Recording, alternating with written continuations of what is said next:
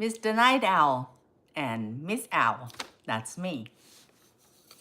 Have you thought about going through midlife transition? That is not easy. And have you ever thought about any ways that would improve your health and get out of the funk? How you experience all these symptoms that come your way? Have you ever thought of those things? Well, if you ever thought of those things, if you do, think of it. Well, good luck that I'm here. You are in luck. That's what I meant to say. Well, because recently I experienced the symptoms in midlife that most women in midlife experienced. And I have gone through quite a bit, and I had my personal health issues, and with my background as a registered nurse, I know that there are ways to take care of these symptoms and the changes that occurring in our bodies, right? And what do we do? Let me see. It feels as if the camera kind of crooked, so I straighten it up. And I was thinking about it. Do you know that we can always do something about our health, no matter what stage in our life that we are entering? And especially when we talk about midlife transition, most women are in pain and suffering. Also, not only suffering through midlife transition in terms of physical, but mental, emotional, and cognitive as well. Well, let me tell you, if you have never heard of anything about midlife transition, well, first of all, you know that midlife and menopause, those two words, most people use them interchangeably, and the fact is they are not exactly the same. There are some differences between them. As I mentioned in my workshop today, it's actually, if I may share with all of you, I had the 2-day revitalization workshop that you probably seen somewhere on my page, and those I made a thumbnail for it, and it was a great feeling that I could share something with someone else, and with the hope that I could make a difference in another woman's life who are going through, either one woman or many women who are going through midlife transition, right? Because who knows? My experience, the hardship that I've gone through in my life, it might produce something good for others. So that's what I talked about today. Well, hi, Peter. When was the last time you got laid off? I don't think I never get laid off, to tell you the truth. Hi, Becky. Hello. How are you doing? Well, thanks you guys for being here these late hours. I'm not sure where you are located these hours in the world, but I'm located in California, so it's quite late for me. So wherever you are, thanks for hanging with me this hour. So I'm kind of a little tired, and I think Sunday night entering to Monday, most people kind of like preparing for their works, right? That kind of thing. Well, good. Good. I'm so glad that I have someone to hang with. And as you may know, me, and I call my little friend here Mr. Night Owl. And I feel like I'm a night owl, you know.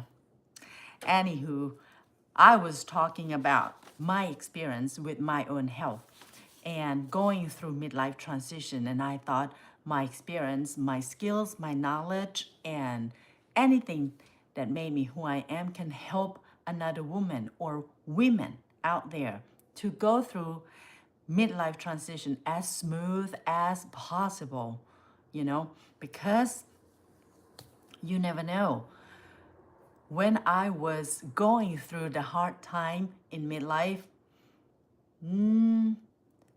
not particular person who guide me except the healthcare provider, my own doctor. But of course, it's on the Western side, Western perspective. So most likely they're gonna prescribe some kind of medication or hormone, which I opt out because of my own health issues. So not a good way to go. And that left me only the natural approach that I could take care of myself and trying to do the best I could. So those symptoms, I experienced quite a few, to be honest. Hot flashes, big time. I've never experienced such a thing. And because I had surgery, so it was like an overnight midlife menopause woman just come out of nowhere. And I have joint pain, the hip pain that almost caused me to fall on the floor while I was taking care of patients. Because as some of you may already know, I say in my channel here that I'm a nurse.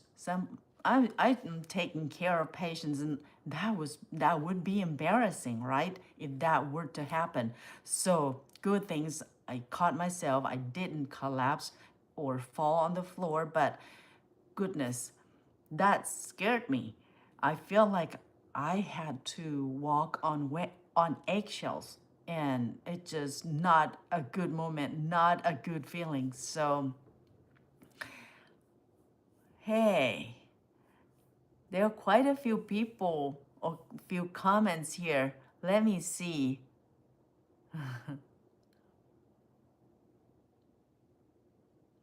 Well,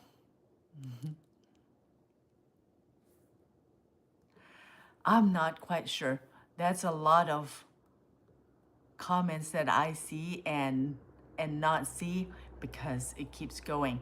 So, anywho, I'm trying to interact with all of you. So thank you for interact with me and hanging with me again. So I was saying that, well, I wasn't sure what I was gonna do, but nonetheless, I have to be able to take care of my patients, right? So I know that at that time, I wasn't ready.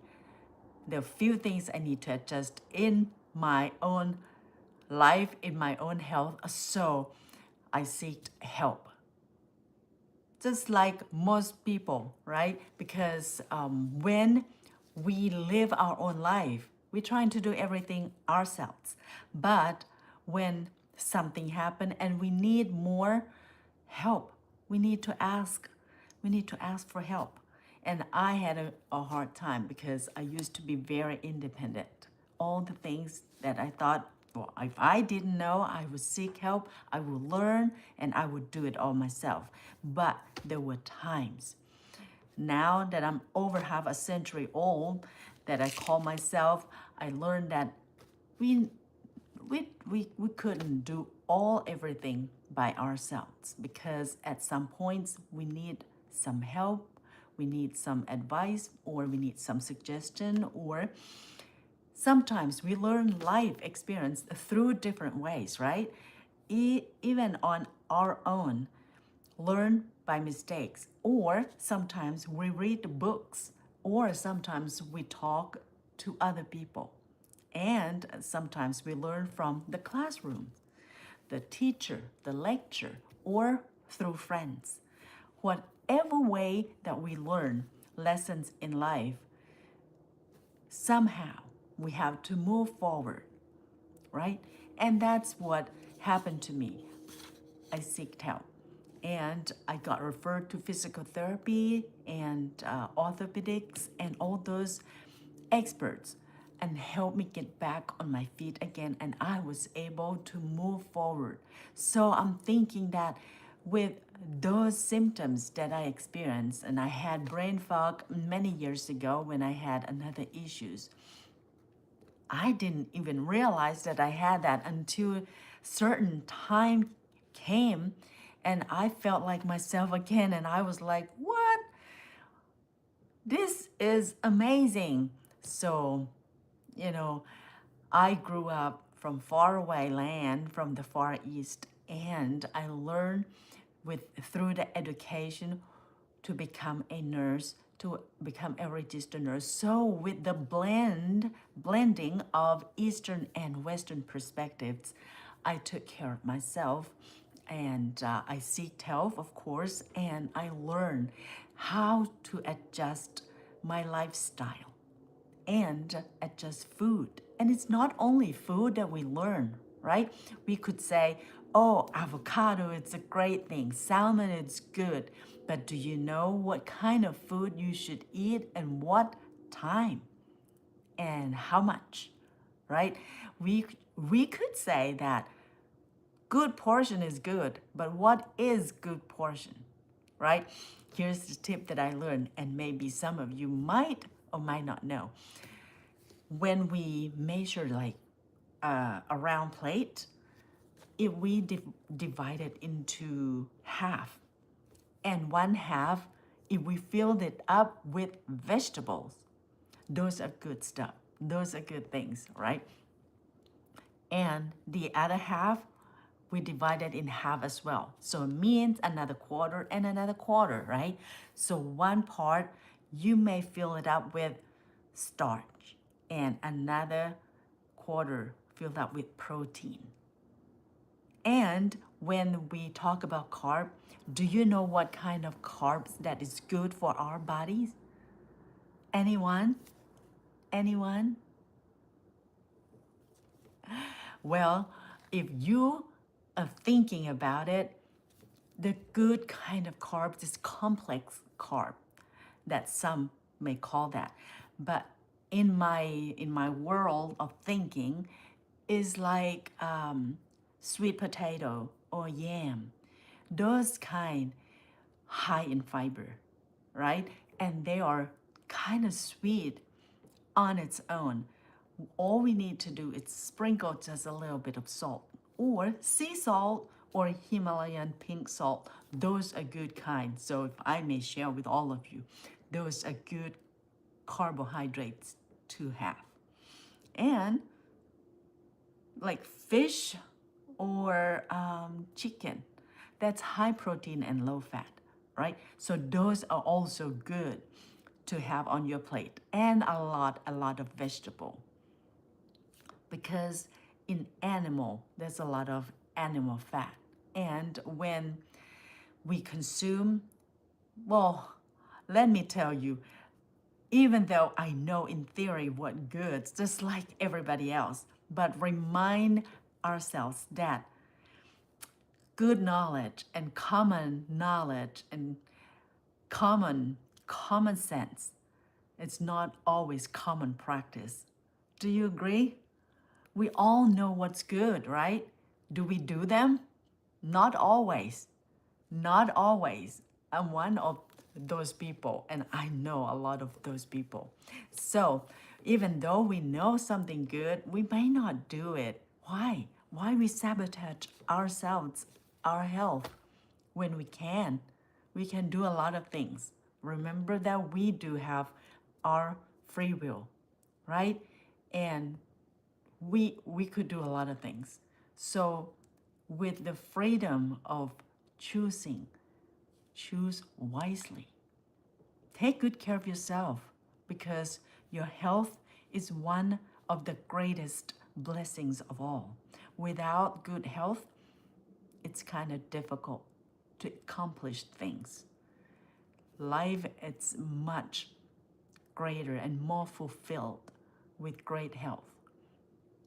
You can do more and be more for yourself, and be more and do more for others, for your loved ones, for your friends, for your family, for your neighbor, next door neighbor, or next door country, or across the ocean. on the other side of the world, right? Love and kindness is amazing. I love that principles and I try to live my life through that principles. So here I am late at night and would like to send all of you love and kindness from one human to another because you guys listening to me even late at night and keep me company, right? I'm not sure what you're doing right now, whether you're still working certain place or you work on your own project or something. But let me tell you that when one person share with another and be listening ears, that is such a great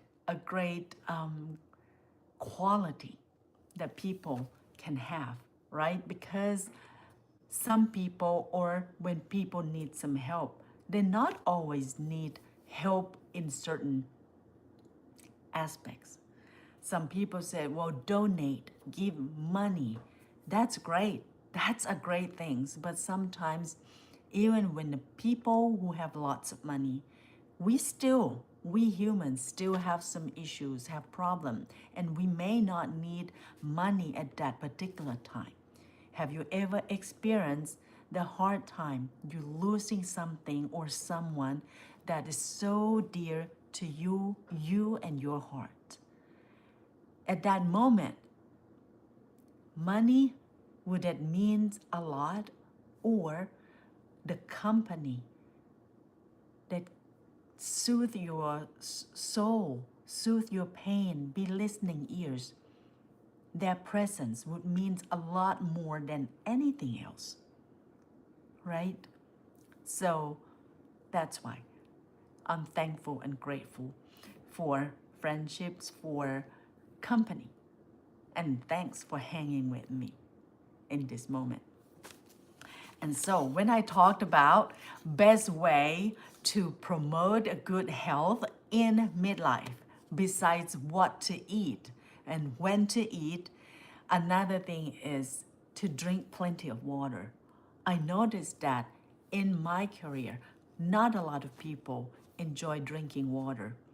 But remember one thing, that every cell in our body will function properly because they need water. Water is a part, it's the main component.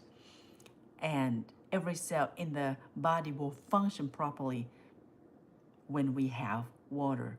Or, in other words, have adequacy of hydration. When we get dehydrated, it causes so much problem, right? It could cause dry skin. It could cause thirsty. It could cause the brain not function very well. We cannot think straight. And it could cause the heat stroke when we dehydrated in the hot summer month. So a lot of things that could go wrong when we are dehydrated. So just a little common sense or a little simple tip to keep drinking water that is good for our body, right? And lifestyle changes. Another thing I just thought about is when we're going through midlife, especially women, we have weight gain. That's among many symptoms, right? Weight gain, brain fog, joint and hip pain, insomnia, easily tired, hot flashes, hair loss, dry skin, the list go on and on and on. But let's look at that a little bit more. We can blame it all on hormone, but is it fair? Did we look at ourselves, what we do? If we have been eating unhealthy foods all our lives, when hormone changes, it might make it even worse. But is there anything that we can do? Oh, yes, absolutely, right? We can choose to eat certain things or not to eat certain things. and that certain thing could make a big difference in our lives. So if we decided to eat healthy food, high antioxidant, high omega-3 fatty acid, high fiber vegetables that provide vitamins and minerals and nutrients to our body instead of eating unhealthy food, junk food that high sugar and processed foods that contains a lot of chemicals that contribute to a lot of health problems. See, it's up to us as well whether we can shape our life and our health in a certain way. So that's my little share for today, and I thought this could be good information and inspire someone to take good care of themselves, because especially when we are entering into midlife, right? 40s, 50s maybe, nobody planned to have in 10 or 20 years knee surgery, hip replacement. Nobody planned to have those things, right? But whether we plan or not plan to have those, right now, if we're not taking good care of ourselves and our health, that could happen. In order to prevent those things from happening, there's something we can do. And I hope that you take good care of yourselves, because it's so important. That is my passion, health and wellness. So I wish all of you well. And whatever you do, take good care of yourself, because you have one life to live. So do the best you could to take care of yourself. Let me scan on this one more time.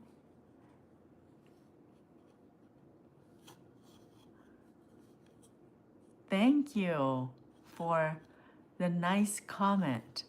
And I know that